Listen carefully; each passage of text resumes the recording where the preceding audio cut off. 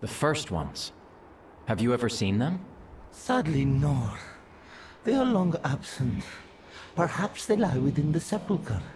Perhaps they went elsewhere. The first ones are beings shrouded in mystery. Known to some as the progenitors, the first ones are said to be these enigmatic yet godlike beings who once shaped the cosmos and the powers within to what we know them as today, and that would then make them the founding fathers of Warcraft. They are the authors to our novel, our stories, whether they have already ended or are still going. And all the powers on this chart, they are all a direct cause of the first ones and their creation. To quote a passage from the Grimoire of the Shadowlands, our number one source on the first ones, the archives in Oribos, as well as the singing stones of Nerem Aham, confirmed that it was the first ones who were the progenitors, not only of the Shadowlands, but of the very fabric of all realities. The great cycle between life and death, as well as the lesser pendulums that swing between light and shadow, order and disorder, all were conceived and put in place by the first ones, along with the pantheons that embodied their influences. From this we learn that the first ones are masters of all, and that the many pantheons of the cosmos, those like the Titans and the Eternal Ones, are all their legacy, and the raw embodiments of their grand design. Yet outside of those facts, the first ones themselves and their designs remain mostly unknown. For according to the brokers, our knowledge of the first ones begins and ends with, and I quote, precious few immutable facts regarding these progenitors. And this very idea, this very notion, has led to many in the Warcraft community to theorize and speculate on the unknown, using those precious few facts to their advantage. And from this speculation has arisen two irrefutable ideas. One, as like what Blizzard intended, and two, one made purely by the community itself. Today I will go over both, in as much detail, or as little detail as there is, as possible. Today, we ask the simple question: who are the first ones?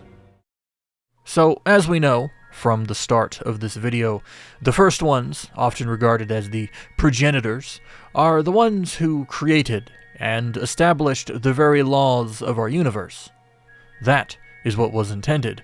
They are the gods of the gods, and while their influence is surely felt, precious few details actually remain of their legacy within the grand scheme, though the brokers did ascertain that places like Oribos and Korthia were directly created by the first ones, the first as a font for the souls of mortals, and the latter as a means to archive sacred knowledge, from both of whom we can gain an idea of what the first one's architecture could look like, which is, well, it's bland, confusing, and in desperate need of some color coding, but but in all seriousness, the only true notable detail about the first ones from these places are a distinct imagery of serpents depicted on many of the structures they left behind. And this symbol is very reminiscent of an Ouroboros, which is a snake, or a serpent, or a dragon that is often drawn or etched as eating its own tail,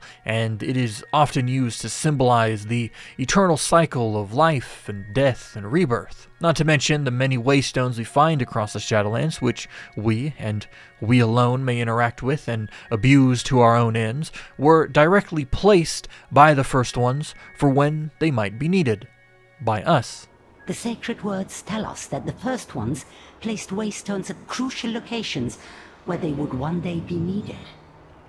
The waystones would respond only to certain living mortals, the ones destined to save the realms of death.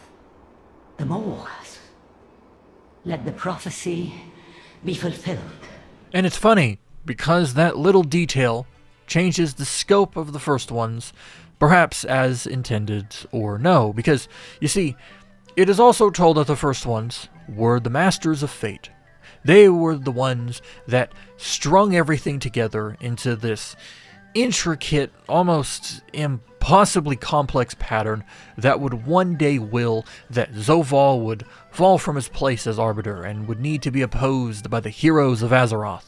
And thus such would raise the question, well, okay then, but why would these masters of masters, upon weaving the destinies of mortals and like into the fabric, why would they then need us to go and oppose Zovaal? If they're writing the very fates of the universe, why couldn't they just unravel his web and weave and tailor a better tale? Well, I mean, could they even? Was their own creation truly so flimsy that the first ones built, well, I mean, what could be argued as spaghetti code into the laws of the universe, where a simple adjustment to Zovaal could basically ruin everything? So with the impossibility of altering the fabric established, they simply just added more code to their web, building systems upon systems into the overall canon.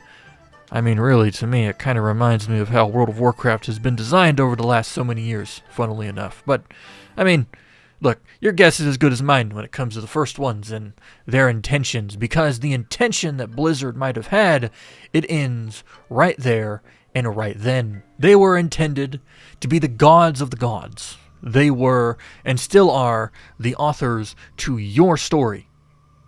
But such can be said for another group, one far more familiar to you and I, as they have been in the canon as far back as vanilla World of Warcraft. For it's been circulating, since the initial release of Shadowlands as an expansion, that these first ones, these progenitors we've heard so little about, bear a striking resemblance in concept to another group of all-powerful, all-knowing beings with the knowledge, the skill, and the power to create as well as destroy. That group is what we know as the Titans. Now let's think on what I just said to you before jumping to any conclusions, yeah? So, everything around us on Azeroth, Draenor, even the planets themselves, the stars in the sky, they were all forged by the Titans at one period or another, right? The first ones, they have been described as doing something similar, just on a much larger scale. Because instead of planets, the first ones are dealing with realities. Now, if you're one of those types, you could very easily argue semantics, in this case akin to how the brokers do, and declare that the first ones create, while the Titans just order what was already in place. To quote the Grimoire, once again, in the course of my research on the works of the first ones, a living soul from Azeroth showed me a tome containing an elaborately painted illustration she claimed to be an accurate representation of how the cosmic powers related to one another. When I learned that this woeful miscalculation of a chart had been passed down through the hands of her world's Titan-forged races, it told me all I needed to know about the absurdity of the tome she clung so zealously. How typical of their kind to claim credit for that which they did not build but inherited. As has been well documented, the language of the Titans uses the same word for created as it does for ordered. Such blatant hubris. And you and the brokers, you would be right. But not really, because that idea doesn't hold up very well when we return to this fabled grimoire that you might be holding in esteem, where it says, quite literally only a few pages after the one I just read off of, 6 forces existed in strife. Well, not strife in the way that one such as you or I would see it. Opposition, surely, but whatever malignant or benign is unclear. There was an imbalance, until there was a need for something more. They came together, or were brought together, depending on how one interprets the fractal, and gave form to their design. The name there, in this paragraph, is obviously referring to the first ones, and their designs on the cosmos. 6 forces, the forces of life, death, order, disorder, shadow, and light. What we know to exist already existed when the first ones weaved their pattern. So in a sense, the first ones had ordered what was already present and gave way to the creation of what we see today, which is a lot like the Titans and their ordering of the cosmos. Like us, on Azeroth, it was their ordering that gave way to the creations that we see today. Not only that, but if we crack open volume 1 of the Chronicle and we flip to page 13, we can read a synopsis of what the Titans are supposed to be. It reads, "The Titans are colossal, godlike beings composed of the primordial matter from which the universe was born. They roam the cosmos like walking worlds imbued with the raw power of creation itself. The Titans use this incredible force to find and awaken others of their kind, others who still slumber within the far corners of the Great Dark." So from this passage, we can discern that the Titans wield the raw power of creation, not order, but of creation itself, which is not unlike the first ones, and to say otherwise is simply wrong, but I mean that's besides the point. There is an obvious correlation here. The Titans create, they order the universe, they wield the powers of said creation. The first ones create, they've ordered what we know to be true. They too wielded the powers of said creation. Based off of just that, and that alone, you could, and many have, make the case that the first ones were the Titans we came to know, or another Titan pantheon entirely, just perhaps a tad more powerful. Of course, that could be chalked up to just being circumstantial, and rightfully so. Just because two groups make stuff doesn't mean they could or should necessarily be made out to be the same, to the contrary of what I just previously argued. So let's go a little bit deeper. Let's look at what we know about the Titans and another completely unrelated group, the Eternal Ones. The Eternal Ones are described to be the caretakers of the Shadowlands. They rule over the more important realms of death, and they each hold the keys, or sigils in this case, to that which can be used to unlock unimaginable power. And from what we've been told, they are the Shadowlands equivalent, they are the death equivalent to the Titans. Among them are many, but none are more important to this topic than the Winter Queen, who has been described to us as the death equivalent to life. And this makes you think. Her realm of Ardenweald is the place where the spirits of life go when they die. Those like Ursoc, Cenarius, Blansamdi, Razan, and many others, their souls would journey here upon death, so that one day, far into the future, or maybe the near future, they'll be restored to life, back to our plane of existence on Azeroth. Because of this, there is a natural connection between the Winter Queen and another, the ruler of the Emerald Dream, deity to the Night Elves, Elune. And so great is this connection that the two would even go on to be described as sisters by the Winter Queen herself. How dare you come here, sister? Now, a literal meaning or not, that's besides the point, because regardless, it means that the Winter Queen and Elune are likely on the same level of power. And that's important, because they have to be. Life cannot be stronger than death, and death cannot be stronger than life. There is a cycle to maintain, after all. Now you might ask, Dave, what the hell does this have to do with the first ones, or even the Titans? And that's a good question. For you see, if we take things back to our discussion of the Titans, when they ordered Azeroth, when they set right the future of our world, the Titans did so with servants. And these servants were granted artifacts, known as the Pillars of Creation, to help with their monumental burden. You have the Aegis of Agrimar, the bulwark against the corruption of Azeroth's world soul. You have the Tide Stone of Golganeth, used to forge rivers and the seas we see. The Eye of Aman'Thul, a font of the arcane used to control the timeways that bind our world. The Hammer of Khaz'goroth, a hammer used to shape and bend the very earth itself. And most importantly, you have the Tears of Elune, the raw embodiment of what Azeroth could be. Which is funny, if you think about it. Every artifact I just listed was named for or after one of the Titans. All except one.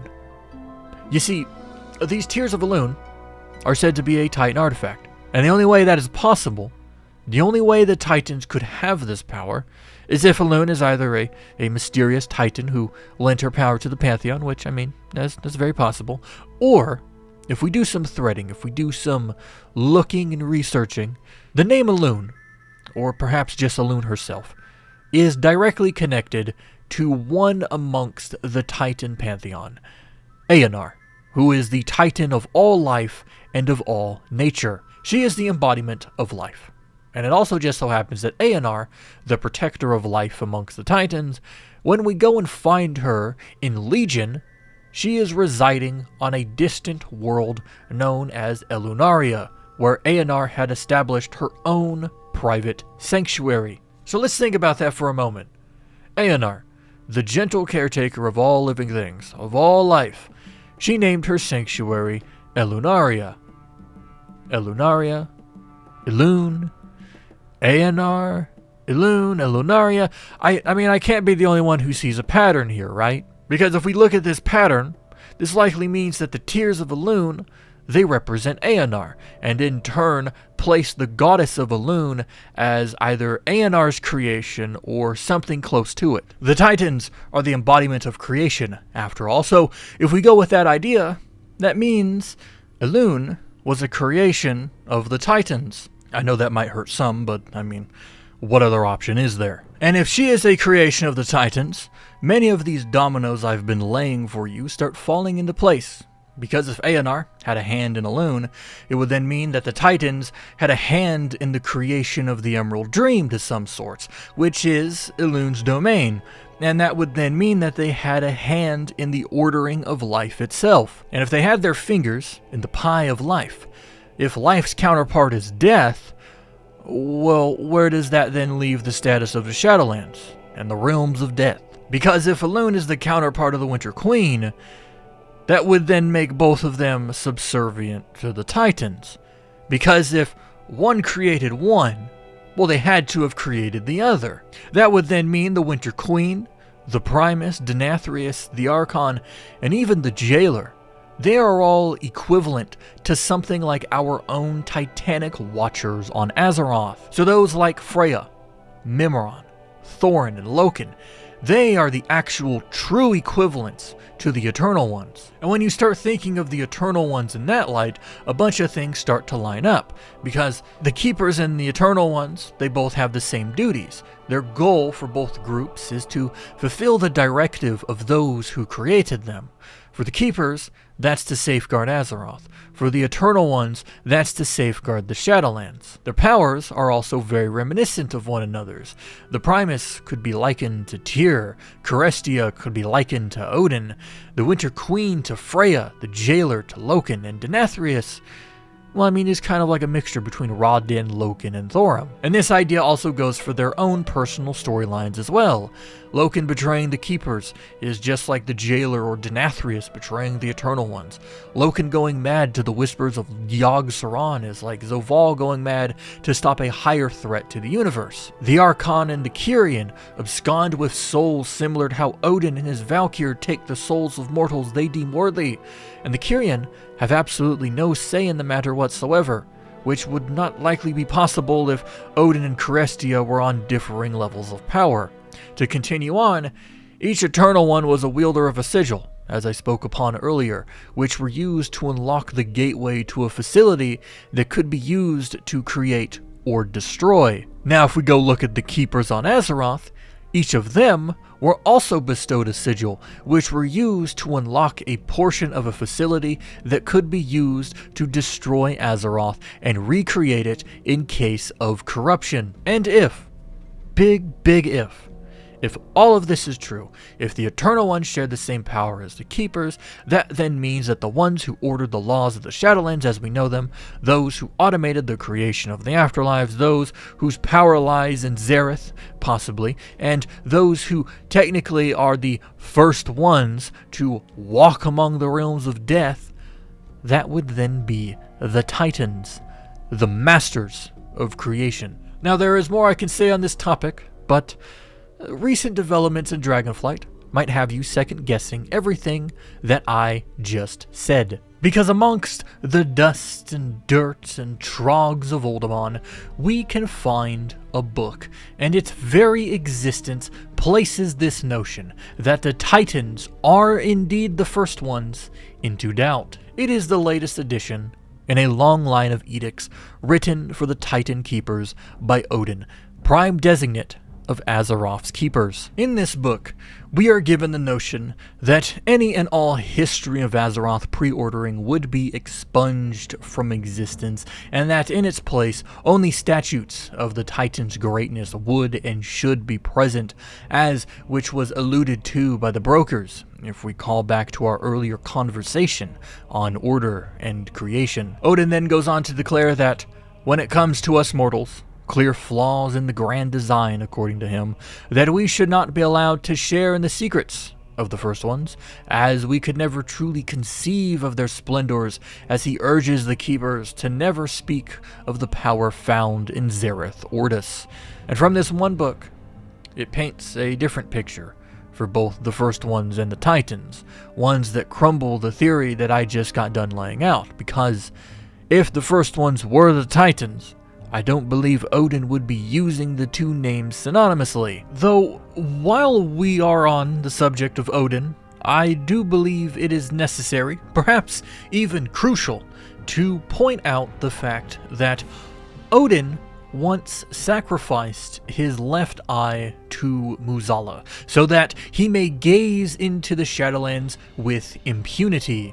And so, who is to say that Odyn didn't just learn of the first ones for himself through these scryings into the Shadowlands? So perhaps upon, let's say, judging the Eternal Ones as a greater power to he and his kin, power that he sought to mimic with his Valkyr, that Odyn simply came to believe the tales woven and revered by the brokers and the Eternal Ones alike, and thus shared such with his own keepers back on Azeroth, faith entirely built upon a misconception, or a lie, or a broken truth that no one truly knows the answer to. Now there are many more points that I could make here, but I think you get the idea.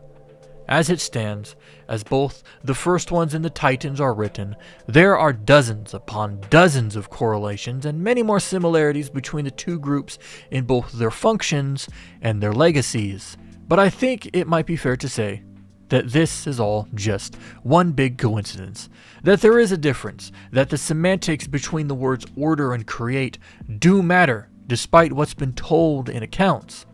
And you would be right. You're not wrong for thinking that. Just as this video isn't wrong. Because the thing is that we don't know. Okay, we don't know. We know nothing about the first ones. Not really, anyways, and all of our sources on them, well, they're completely unreliable. You might recall that when talking about the first ones in the Grimoire of the Shadowlands, I used terms such as according to the brokers, or what they surmised, or what they think, and this was not just for flair or to thread a smooth path down this script that I'm reading off of. No, I was using these phrases because all the information we have on the first ones, what they can do, how big their scale is on a universal level, even the words of Odyn and the developers of the very game themselves, it is all hearsay. It is all unreliable narration given to us from a certain point of view. Take the Grimoire, for example.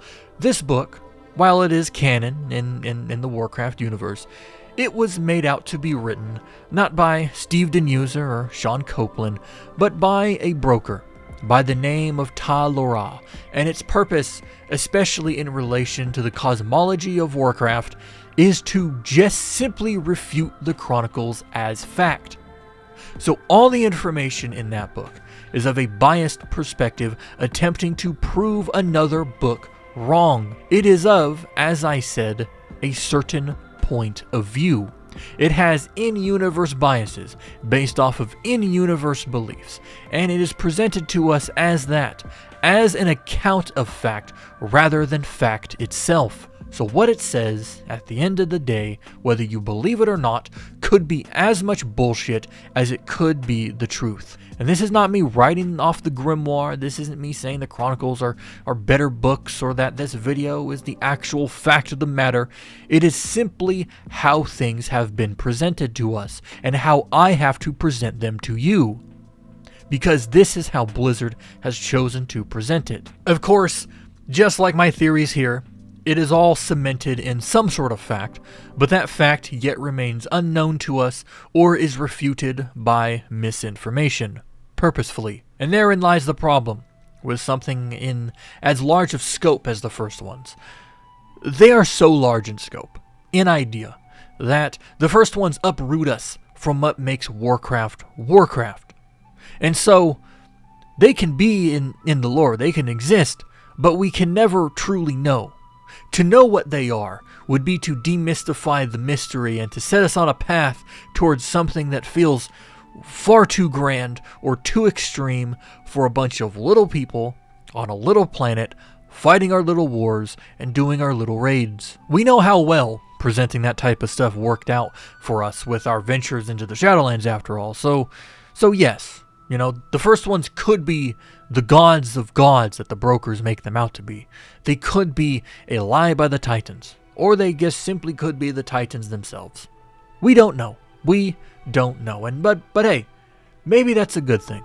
Maybe the best way to approach the topic of godhood and the origins of the universe is to throw 1,000,000 darts at the wall and never let any single one stick. That way, you have your opinions, I have mine, and none are any stronger or weaker than the other. It is the true balance of the universe and the balance of the cosmos. And personally, I hope it stays that way. My name is Dave. Thank you for watching.